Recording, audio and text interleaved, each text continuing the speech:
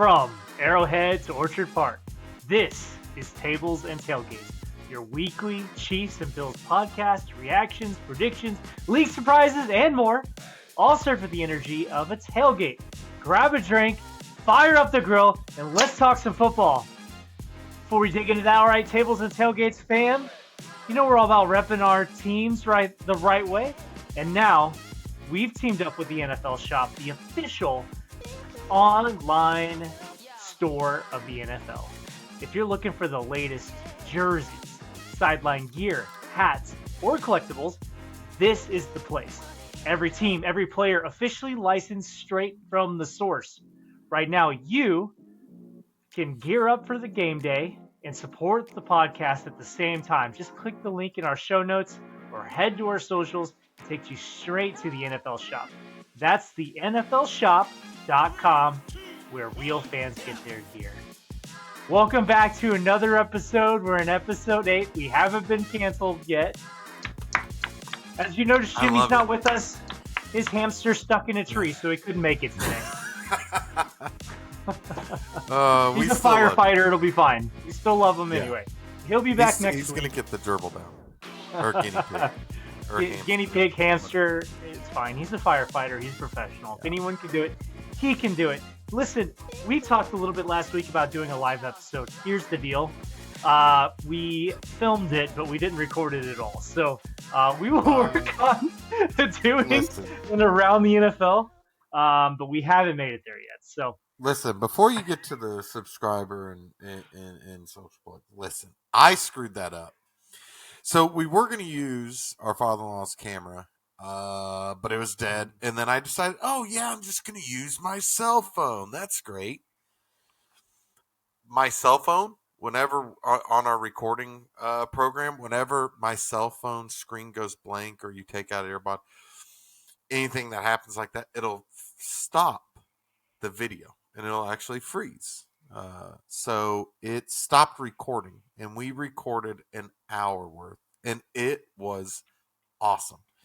And we got 11 minutes and 56 seconds. So if you subscribe, I'll say this. If you subscribe, I will personally send you the 11 minute and 56 second uncut. There you go. Just straight raw video. I'm not sure you want to see that, but it was a good time. I'm glad we had to have all the conversations that you guys will never get to see.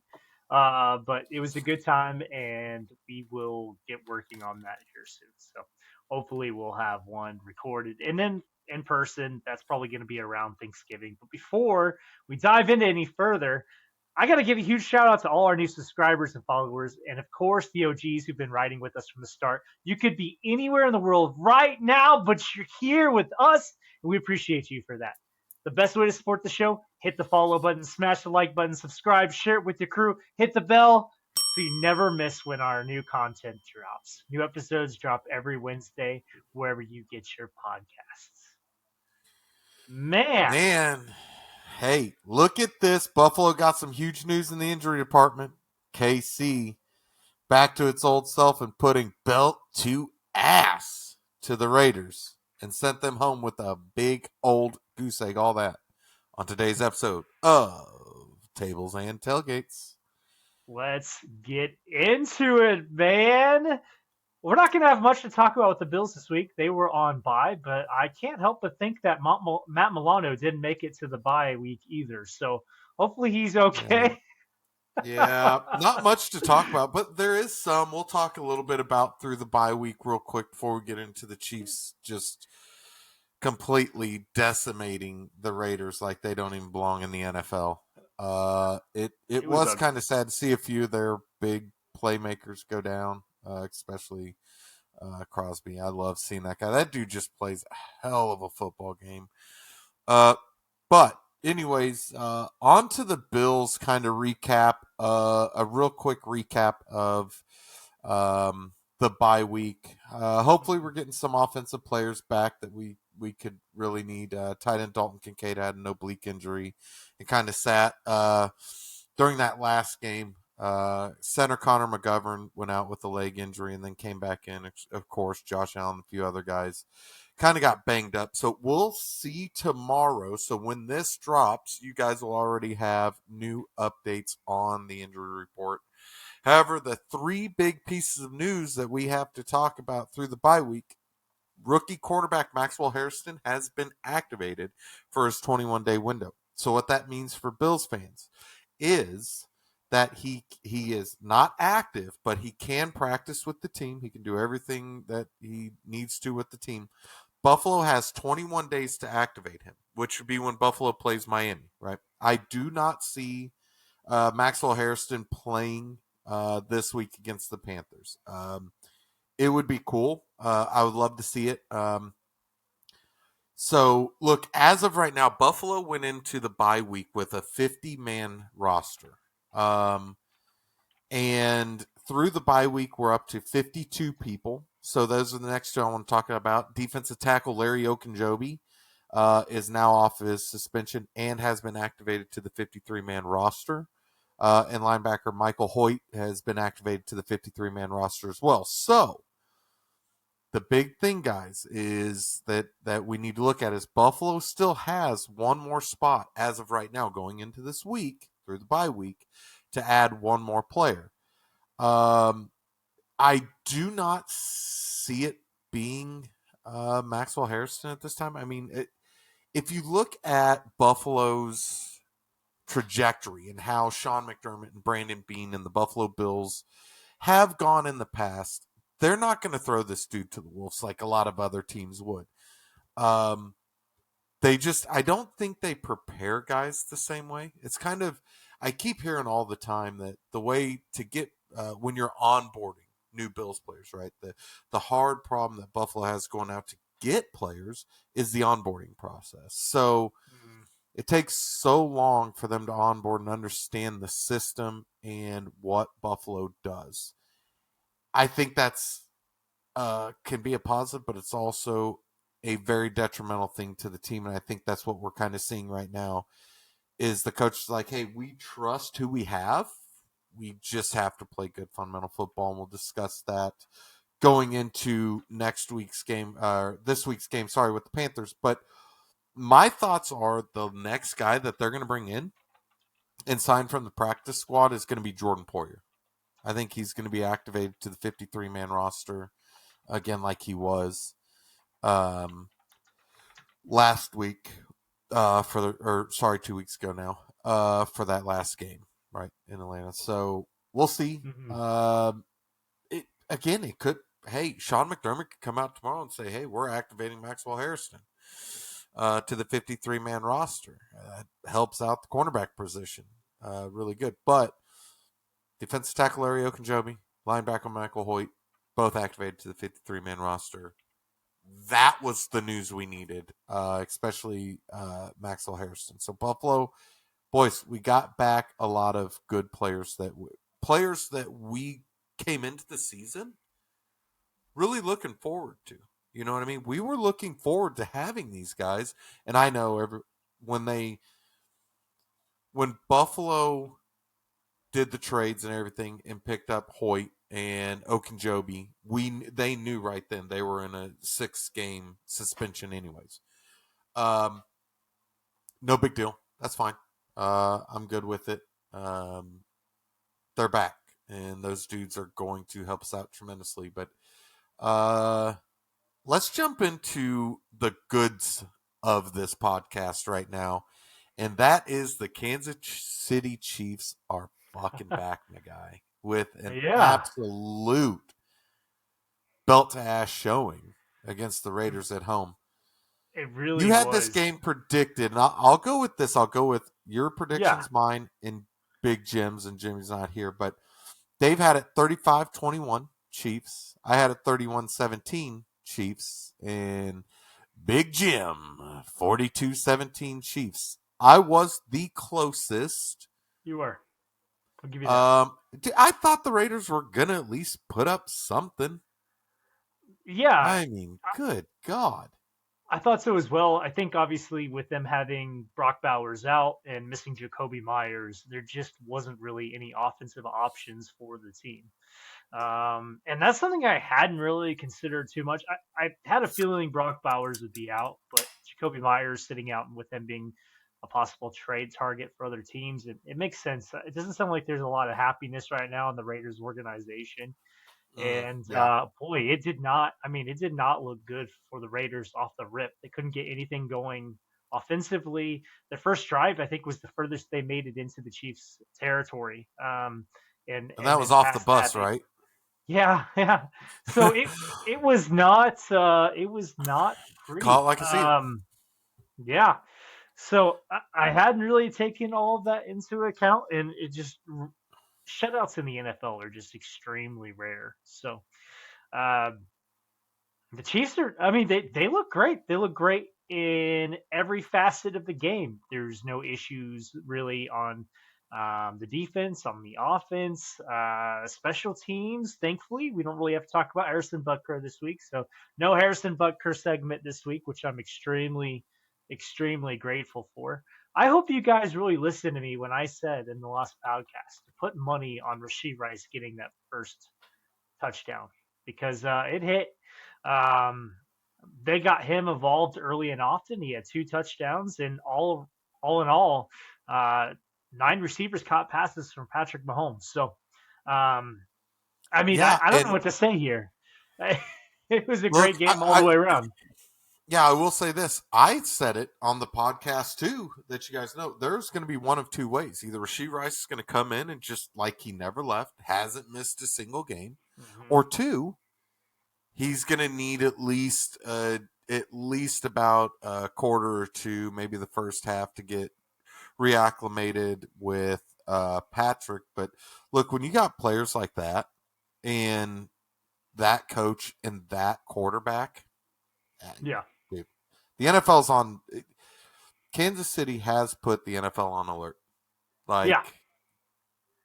Like, yeah, I, I it's mean, rough. back to back weeks now, and you look at what the Lions just did in Monday Night Football, and people were talking about how depleted their defense was. Well, they made the Buccaneers look like a bad football team last night, and the Chiefs beat them That pretty was rough handily to the week watch. before.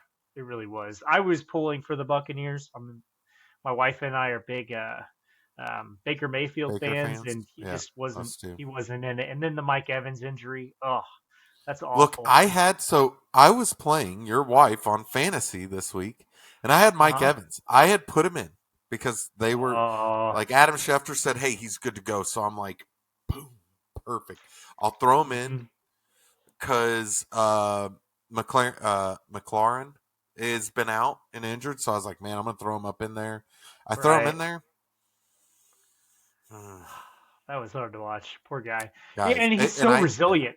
He doesn't he typically is. have any injuries. All right, so But the way he I'll went just down, go ahead it, and get some of the negatives, if there really are any, out of the way. There really isn't. Obviously, it was tough to see Omar Norman Lott. He went down with yeah, a knee injury.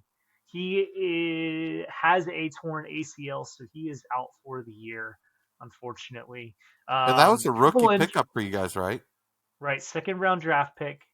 Man, Um, yeah, so it's a tough that's tough. one. It's a really tough one. So they're gonna have to, and I was gonna talk about this a little bit. I think the Chiefs are gonna have to look at some defensive ends, defensive tackles before the trade deadline to really kind of shore up the defense here a little bit with uh, Lott being injured and just the lack of pass rush. Um, didn't really play a big factor against Geno Smith, but uh, it's definitely something to keep an eye on. I think there's some old friends out there that the Chiefs might target. Colleen Saunders being an example of that. He's on the Jags right now, I Yeah, believe. There was a couple injuries to the O line. Trey Smith had a back problem. He tried to give it a go, but his back locked up on him.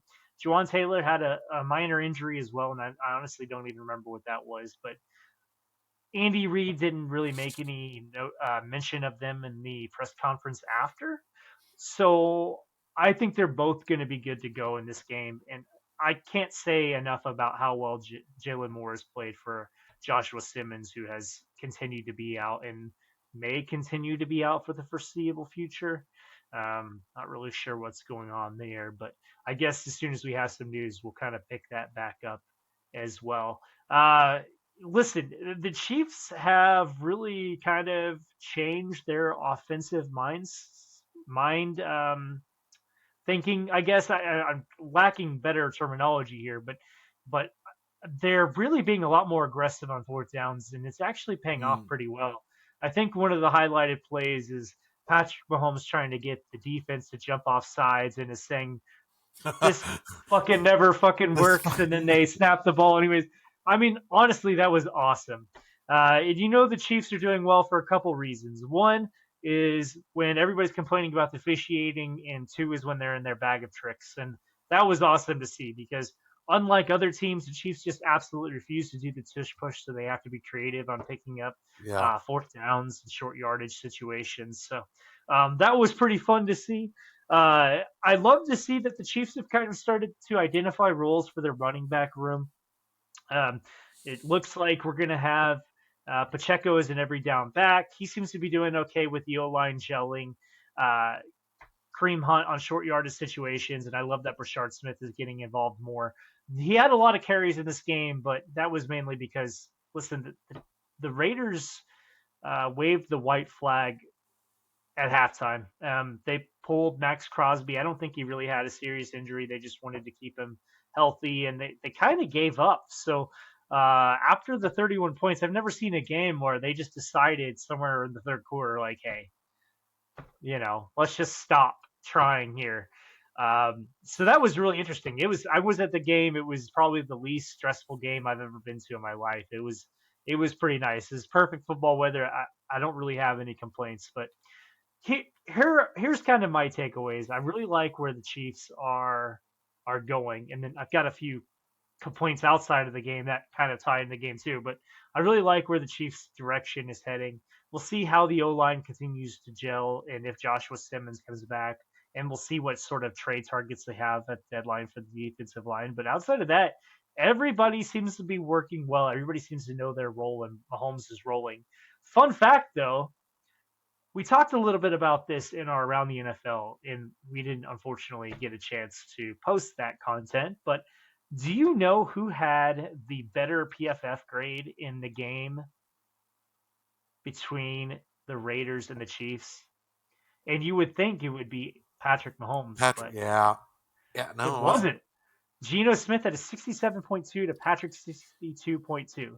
Now, for reference, if you didn't watch the game, Geno Smith was 10 of 16 for 67 yards, while Patrick Mahomes was 26 of 35 for 286 yards, three touchdowns, and interceptions.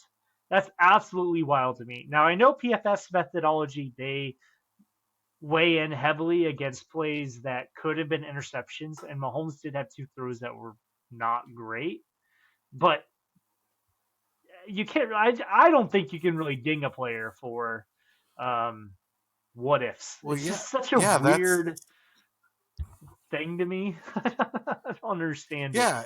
I don't either because it's like just because a player gets more snaps, but overall plays at a higher, you would never ever put Geno Smith and Patrick Mahomes in the same breath when it comes to elite Right. quarterback, right? Let's be real.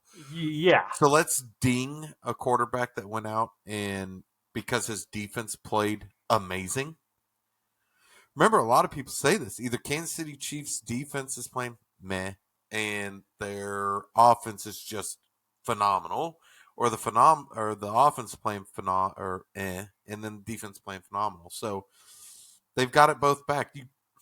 I don't like that. And we talked about that. The PFF grade. I think it shouldn't be there right now. Yeah, I don't think it should be If on broadcast. if you want to put it on Thursday, um, on the Prime Thursday thing. If you guys got to see that, you can actually go into the Prime Viewer Next Gen Stat View, put it on Hmm. that, and let it work itself in and get better at it. Because there you're starting to understand more and more how the scheme is. We really will never know how they're scheming a play. No team's just gonna be like, huh. Hey, so just so you know, Next Gen Stats or PFF, we schemed this play on this one for this. Hmm. So it's really based off of that. But the Max Crosby thing, I want to kind of just pull back to that just for a second. Yeah, of course. Especially how everybody's been saying, is Max Crosby next time we see him actually get out on a field, is he going to be with the Cowboys or with someone else? Max Crosby has said this many, many, many times. He is not leaving the Raiders. He's talked about it a lot. Now, Yeah, of course, money talks, bullshit walks. He's talked about how he would never leave, but I don't know if it really was a full blown injury or if the Raiders are like, dude, we need to save face, dude. Like we're gonna, you kind of are a little injured. You could tell he was a little banged up. We're not gonna let you keep playing, right. and we're gonna try to pawn you off. And Max Crosby is their best player on the team right now. He's a dog. He's an absolute dog. Now, in my notes, I did mention that he could be on the Cowboys. There's a lot of smoke right now around the Cowboys inquiring for Max Crosby. I know that Max Crosby doesn't want to leave the Yeah, Raiders. He's got them tattooed on his body, and I completely understand that. But bro, I don't think the it's still a Raiders are business going at the end anywhere of the day. anytime. Yeah, like get your No, money, go get a chance to win a ring. Like I think Raiders fans will forgive you, but the yep, Raiders, they're dead in the water right now. Ah, yeah. I don't know. You don't have a lot of It's a time rough situation. left. Go do something, but look, even I was researching and looking it up because I seen a few Twitter posts or X posts and stuff like that and on Instagram and everything else. People saying, oh, Max Crosby's going to the Cowboys or the Dolphins picked up, right before we were talking about it. The Dolphins are trading for Shadur Sanders, and which is not true, guys. But I will say this. Everybody's even said like that are close to the organization and Max Crosby's team there's been no talks about it. So a lot of what you end up seeing is a lot of us, the media and podcasts and stuff talking about where would he be great? Who could he be great for? Mm-hmm. He'd be great on dude, Dallas that would be a Makes a ton of phenomenal. sense with them missing Micah Parsons. It's a solid. I Yeah, mean, he's not Micah Parsons. There really isn't anyone who is, no. but he would fit their system and their scheme very well. Yeah. Oh God, yes. It'd be great. Sorry, I didn't want to push too far off that, but No, you're all right. Listen, yeah, the Chiefs could have put 60 points on the Raiders. They chose not to.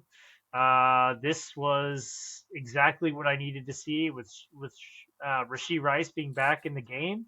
There's a yep. lot of offensive weapons. That was the first game with Hollywood Brown, Rashee Rice, and Xavier Worthy uh, on the field at the same time. And with the O line gelling and the offensive weapons back, the sky's really the limit for the Chiefs. Now it's just Yeah, I wouldn't say I was like, oh my God, this is like the scariest fucking thing you've ever seen in the world, but the fact that they can put a 12 and 13 personnel package up so fast and still have a decent run game, the run game showed it.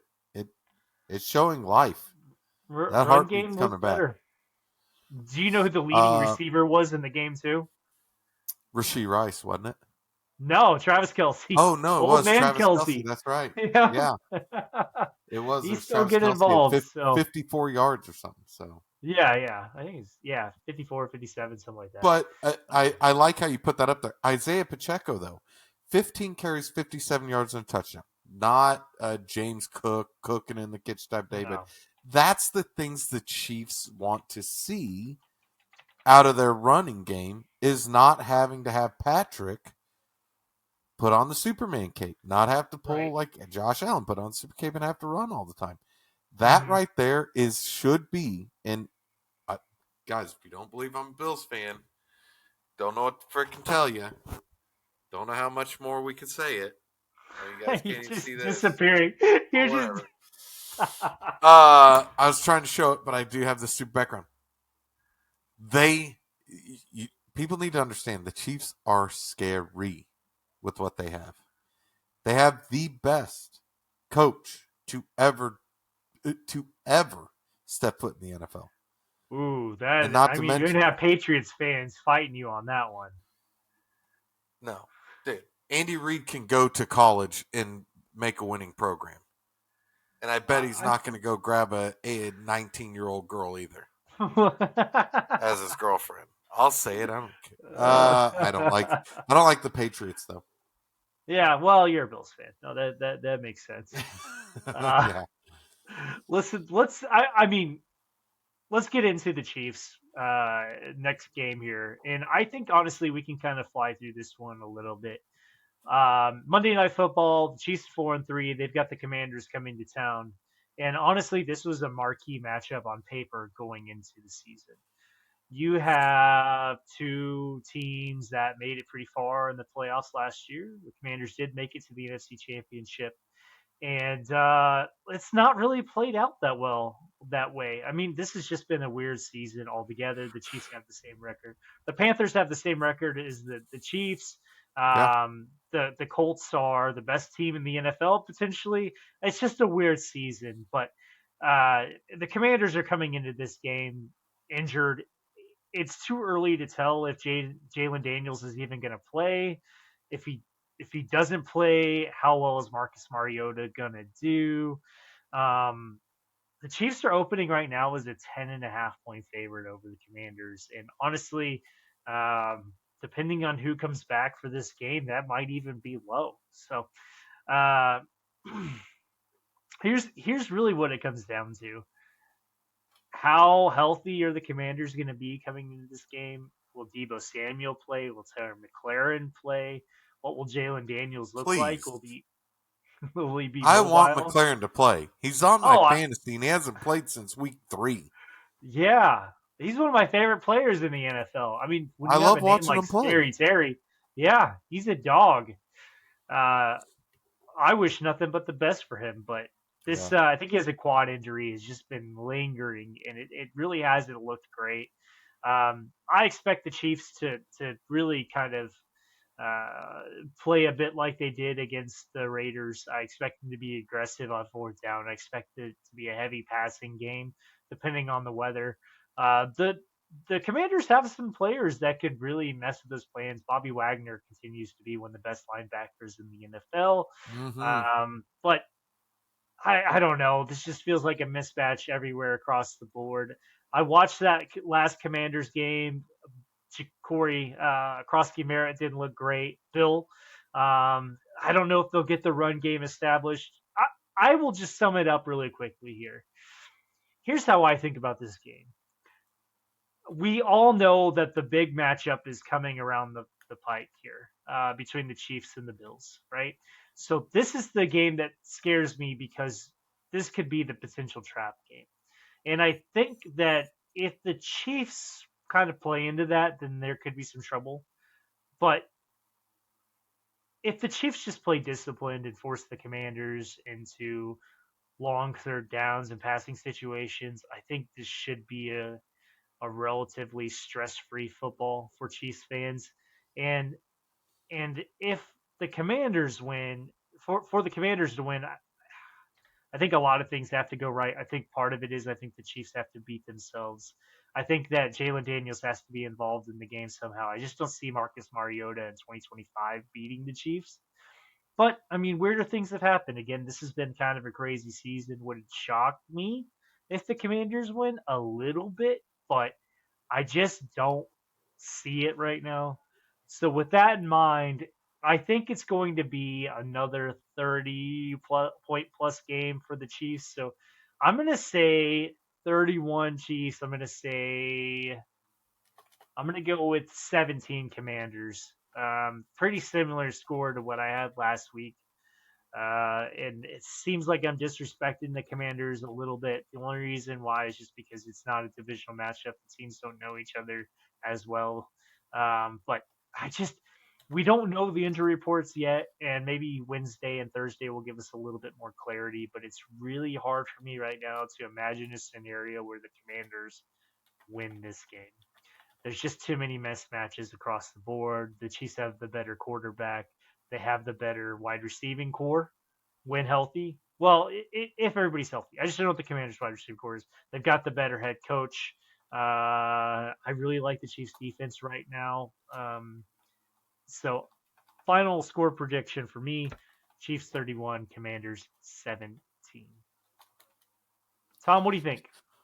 Look, so I'll say this: if Jaden Daniels plays and Terry McLaurin gets in there, and Kansas City kind of gets back to a little bit of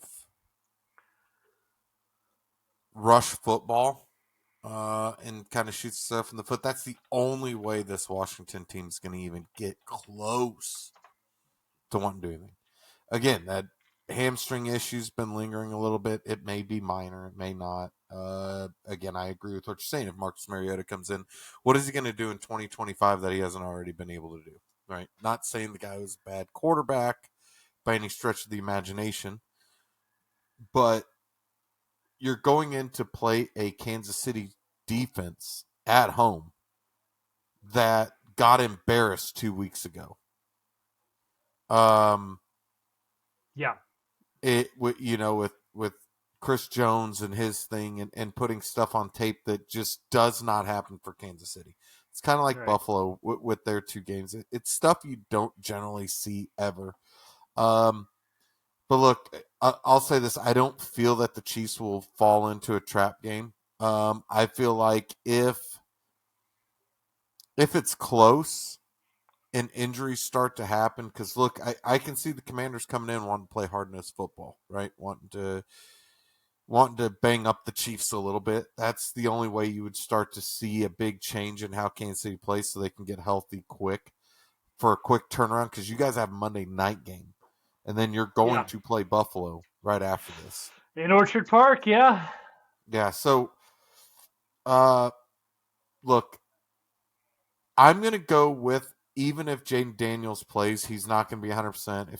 If they bring Terry McLaurin in, look, what do they have to lose at this point? They've got a lot of injuries that have been kind of dampening the offensive line and that defense as well. But look, I just don't see it. I see this being a wider game. Uh, Okay.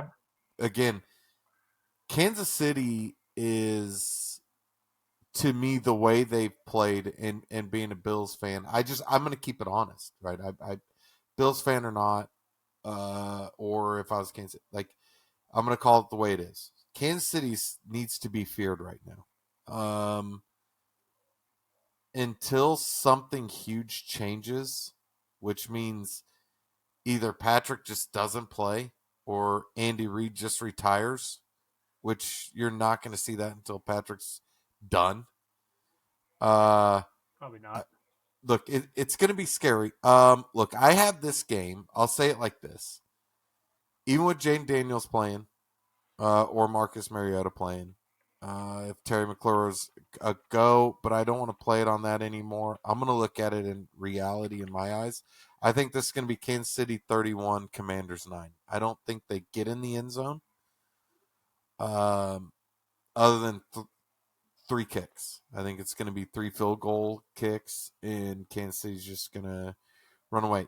If this is a trap game, wow, it shocks me because I don't see Andy Reid and Kansas City going this quick of a turnaround and getting Yeah. stuck in a trap game by the Commanders. It's a lot of momentum right now that Kansas City has, and it would be Yeah. wild. I mean, but the Chiefs usually drop a weird one every single year. And I would think, as a Bills fan, you would want the Chiefs to win this Oh, game. I want them to lose. The Oh yeah. last thing the last thing I think you guys would want is for the Chiefs to drop this game and then be refocused for the Bills game. So, um, Yeah, what I I would mean, yeah, like, what I would really like is Kansas City drop this game, try to over focus for Buffalo, and Buffalo comes in and plays the way they did in week 1 and 2, and play more 12 and 13 man packages, I mean, your guys' rushing defense is not the greatest, and I think you guys are almost dead last. Or what is Kansas City? I don't know if they are. Oh no, I It's actually not think the Kansas City best. is a It's really getting good better. rushing defense. Is it? It. Yeah. I may have been thinking of something else. I want to look at that, but I'm gonna Google it now. Let's see here. yeah, look at that According because to teamrankings.com, Kansas City is 15th. So right in the middle of the pack for 15, right in rushing the middle of the defense. pack. Okay. Yeah, Well, not bad. Buffalo's dead last. Was. Hopefully we get something back, but I hope they 31 for overcompensate for it. Buffalo. Yeah, fucking dead last. We're terrible. No, no, You can no. run all day. Miami's dead last, and Miami's fucking dog shit. So. So's the Jets, but no.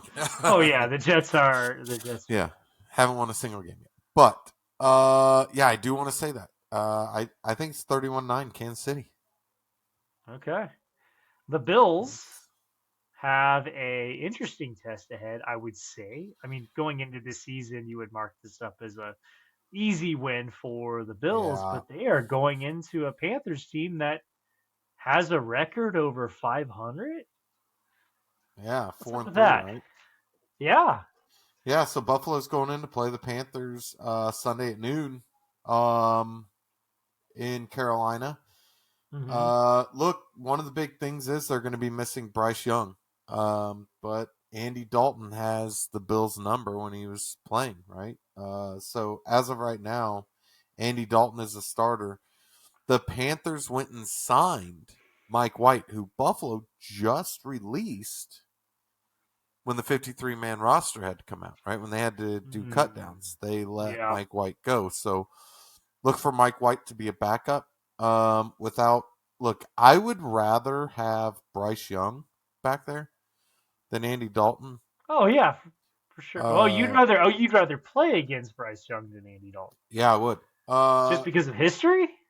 Yeah, just because of history. Buffalo has this problem with history repeating itself. I don't know how many times I got to say BIS or MIS, Bean Insanity Syndrome or McDermott Insanity Syndrome, but look, the Panthers have a really good rushing attack. It's going to be a huge showcase in Buffalo. I mean, they're third in the NFL right now. They average 140 yards per game. Granted, they are missing Bryce Young, but this is Chuba Hubbard and Rico Dowdle, and Chuba Hubbard is their starter, their main back, who's carried for over 248 yards this year, and then Rico Dowdle has 551 rushing yards. Yeah. Buffalo's damn near dead last in the rush defense.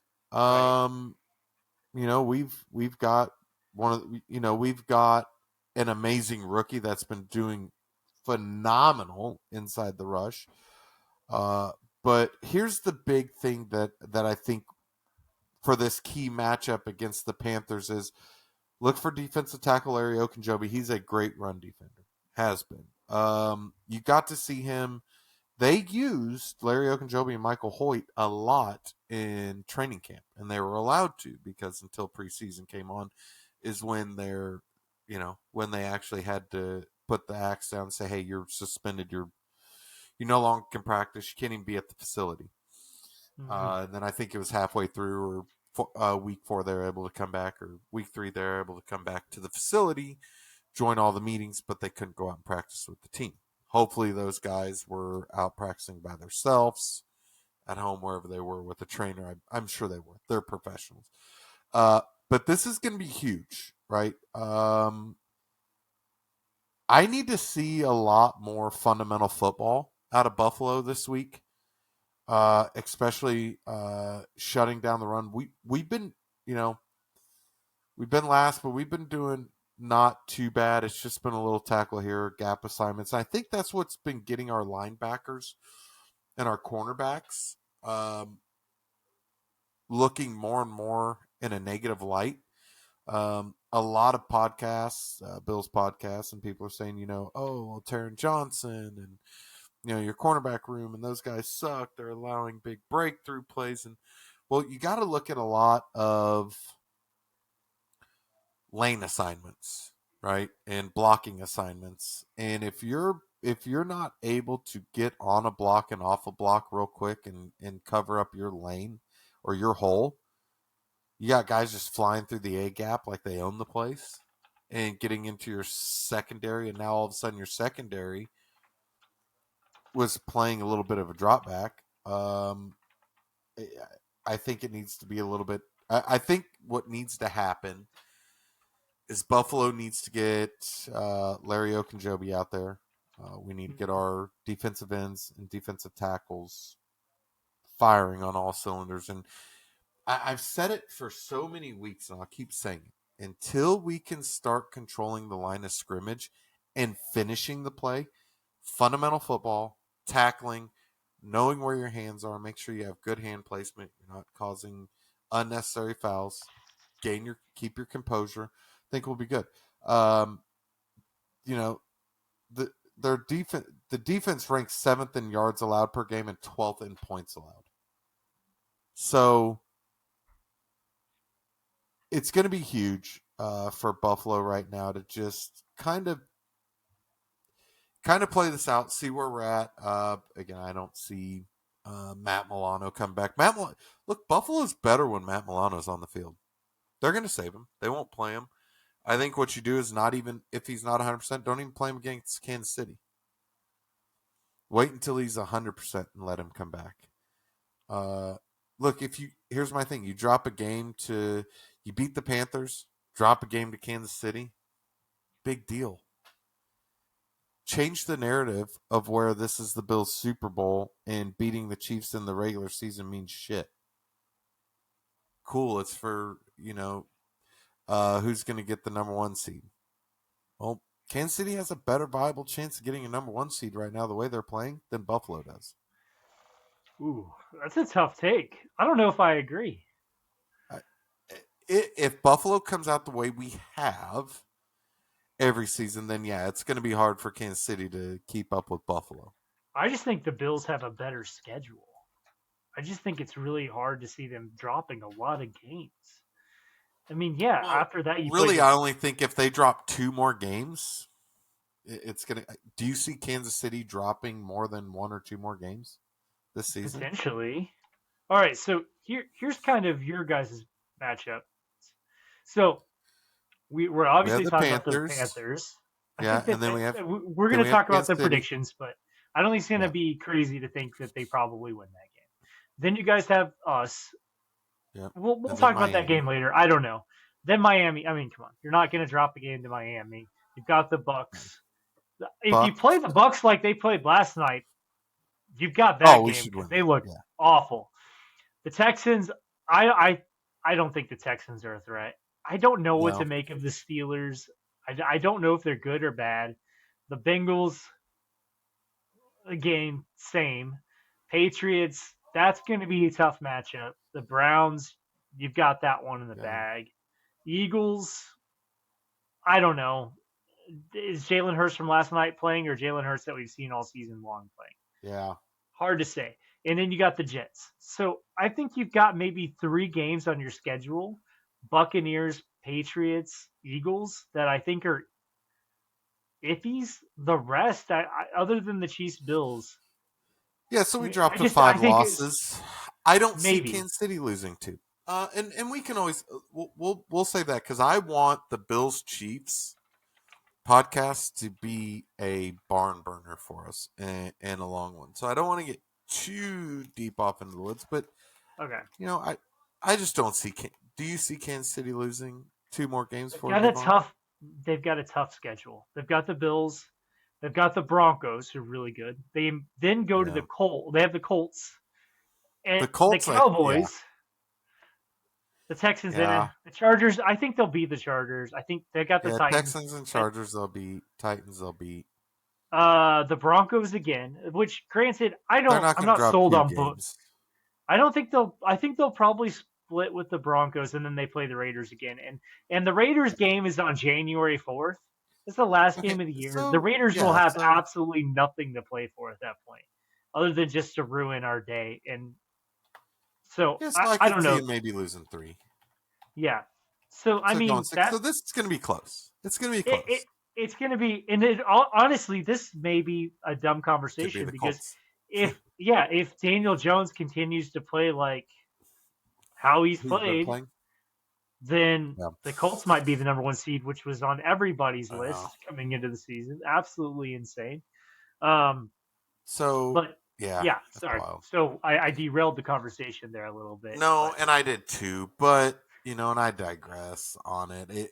Look, I think it's going to be close between Buffalo and Kansas City, but of course it does have to deal with the Colts as well. But look, with the Panthers' defense ranking seventh in yards allowed per game and 12th in points allowed, Buffalo needs to bring back. We'll talk real quick about the Bills' offense and what Buffalo needs to do to be able to win this game. The key matchups we need to see. So Buffalo needs to be able to bring back the 12 and 13 man personnel package. And I see them doing that because Dalton Kincaid should be good to go. Should be. We'll hear more with Sean McDermott in the morning, mid afternoon. Generally, you'll probably get it about 2 or 3 Central Time. On Wednesdays is when you get to hear from Sean, or any time between 2 and 4 p.m. Central Standard Time is when you get to hear him. Uh, Keon Coleman needs to step up this week. He posted and said he posted an X or a Twitter thing that said uh, say less or something, and kind of a little hands thing. Like he's like, all right, talk the stuff that I'm not that great, and let's see what he does. I do need him to step up more. I really do. Uh, I, Dude, we need to get James Cook back in the kitchen. It's so bad when you see him in a third quarter, doing like with the Falcons, like 4 or 5 rushes that are going for anywhere from 4 to 12 yards mhm. per rush. Not getting huge hits, just simple tackles, simple yards that you see, not hard yards to come by. And then in the fourth quarter, you give him 1 carry for 5 yards and you step away from it. And now all of a sudden you get way down because you're shooting yourself in the foot. Get James back in there. Let's get it down into more fundamental football. The the offense going to 12 and 13 man personnel packages. Get that run game going. Don't do anything fancy like you go back to weeks 1 and 2. The reason Buffalo looked good and everybody was so because they took what they could give us. Now all the fans are like, "Oh, Buffalo can't even stretch the field." Da da da da da. What does Josh do when he stretches the field? He doesn't have a Tyreek Hill, an Xavier Worthy, a Rashee Rice that can get that separation because he's great off. I mean, Rashee Rice may not be the fastest guy in the world, but Jesus, like he gets separation. And Buffalo's guys are getting separation. They just need to play what they're given. The defense needs to stop the run. Plain and simple. You need to play Mhm. fundamental football, get your tackles, mind your gap. Where gap integrity. Make sure that you're keeping on your play 111 as they call it. Right, play yours, play your game, not everybody else's. Play yours to the best. Play 111 football. And both sides need to. We don't need to keep shooting ourselves in the foot with penalties. And I think we get this thing going. Because look, with Josh Palmer, Buffalo's wide receiver Josh Palmer's week to week. Defensive tackle Daquan Jones Calf is considered, I think, week to week as well. We'll hear more with Sean. And Matt Milano's Peck is considered, I believe, as well, to be potentially, if I looked at it and I was in Sean's realm and I was in his mind, I would say Matt Milano is going to be a week to week. Let's see how he feels. Let's keep him because Buffalo's going to the playoffs. Regardless of where you seed, Buffalo's going to be there. It's like saying that Kansas City won't be there. Like let's let's start from week 1 and go here. Kansas City's not going to miss the playoffs because they have a few guys that are banged up. It's not going to happen. Now, if Hopefully they not. stay banged up, tearing ACLs and stuff, and even with Buffalo, okay, We'll see. there's only so much a team's going to be able to do when you have a schedule like Kansas City would have, or if Buffalo drops too many games and has injuries. So Yeah. that's where Buffalo needs to be to win. That's the key matchups. Look, I have this game right now. I think this is a game Buffalo comes out and showcases again what they really are. Do they put up 30? Nah. They can sleep 30 when they're playing good. We've seen it. When Buffalo's playing good complementary football, good fundamental, not shooting yourself in the foot, they're like the Chiefs. They'll throw up 30 on you and go sit down and have a drink. I think Bills 27, Panthers 13. Dave, what do you got? Yeah, I mean, this is a pretty similar situation that the Bills kind of walked into against the Falcons. You know, the expression styles make fights. And on paper, Yeah. the Panthers are a very similar team to the Falcons stylistically with the run game. That being said, I just don't think they have the firepower to really win this game. So I foresee this being a Bills 27, Panthers 21.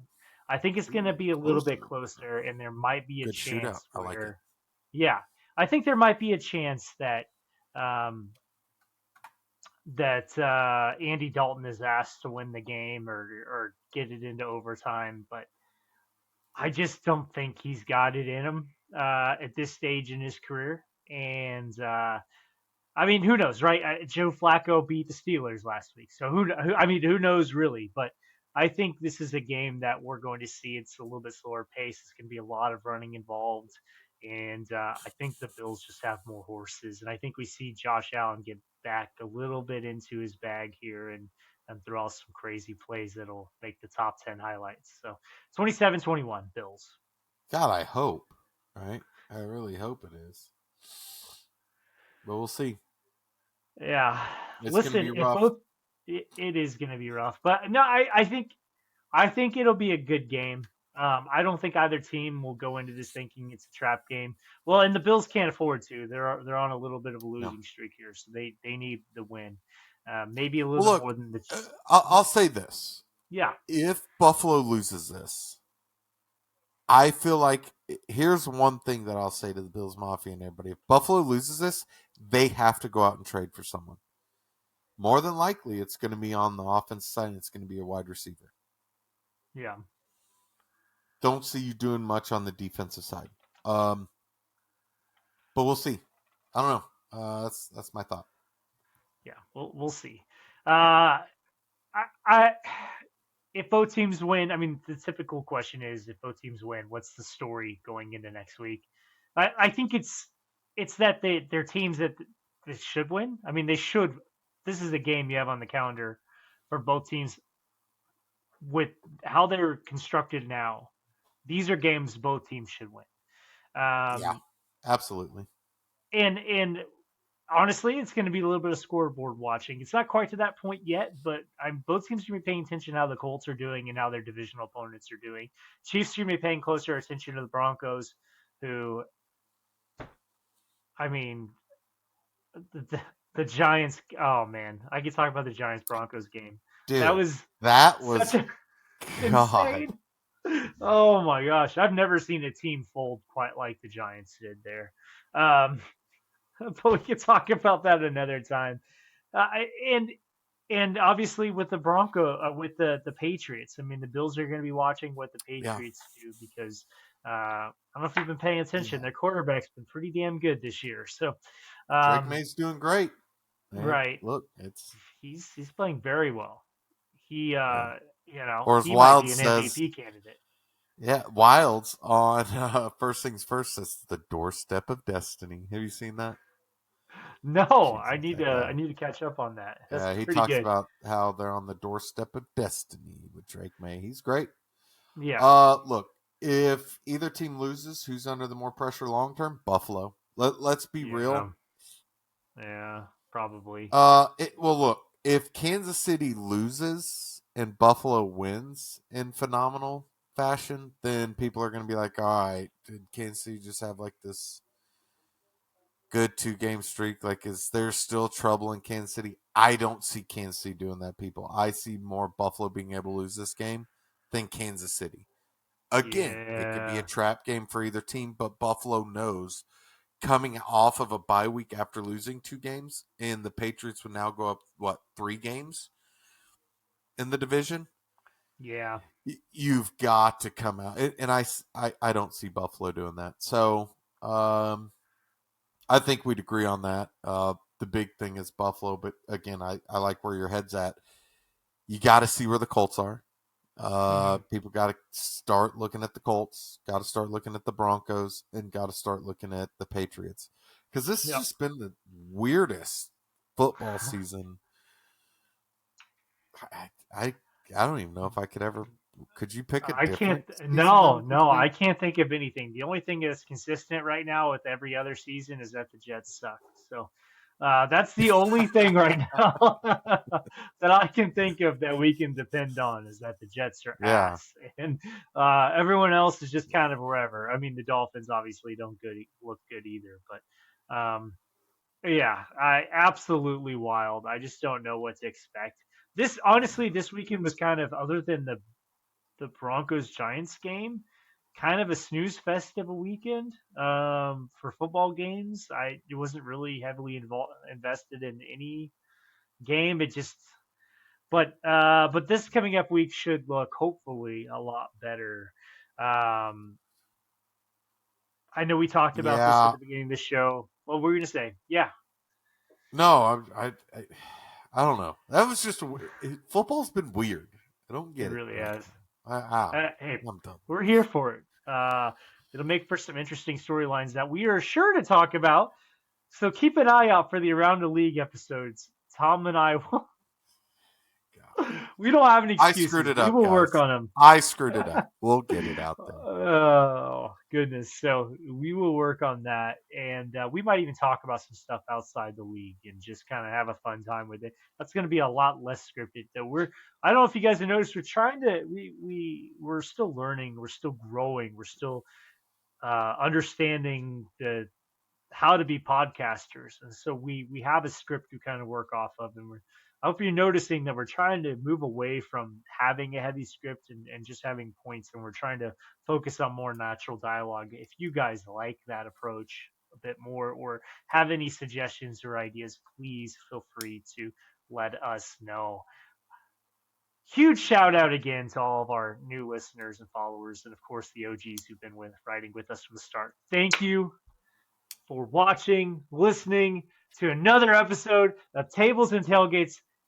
You could have been anywhere else, but you're here with us, and we greatly appreciate it. The best way to support the show, hey, hit that follow button, smash that like button, subscribe, share with the crew, and ring that bell so you never miss when we drop new content. New episodes drop every Wednesday, wherever you get your podcasts. That Yeah. that's gonna do it for us, Tom. Yeah, That's gonna it do it for is. us. And as always, from Arrowhead to Orchard Park, thanks for joining us on Tables and Tailgates. Until next week, keep smashing tables, keep tailgating, and keep loving football. God bless.